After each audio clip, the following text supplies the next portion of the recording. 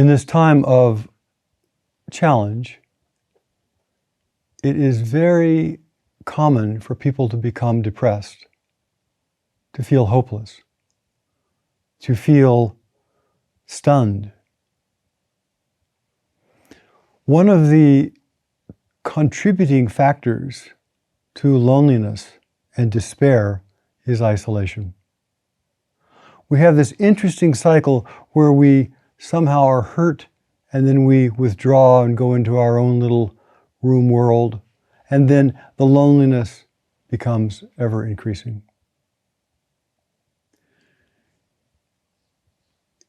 Connection with community, connection with Sangha, with tribe, with other people, is vital for human beings' well-being, for human beings' health. We often talk about being centered, seeing the nature of mind as though it's a personal experience, which in a way it is. But one of the elements of that personal experience is we realize that we are a reflection of, and the world is a reflection of us. We are not separate.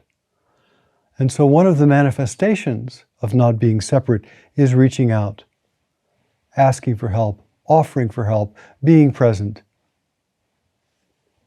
And that reaching out both embodies the truth of Dharma, embodies a truth. It also is personally and psychologically healthier. Dogen Zenji, the great Zen master of the 13th century, said to study the Buddha way is to study the self in all of its smallness.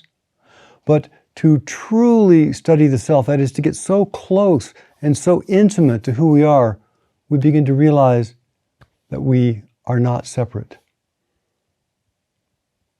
To study the self is to forget the self.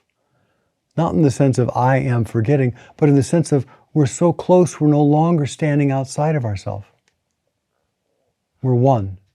And when we touch that oneness, we realize that we and the whole earth, we and all of reality, one thing.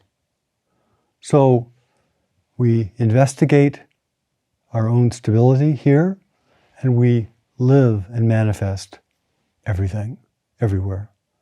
And this is both spiritually and psychologically healthy.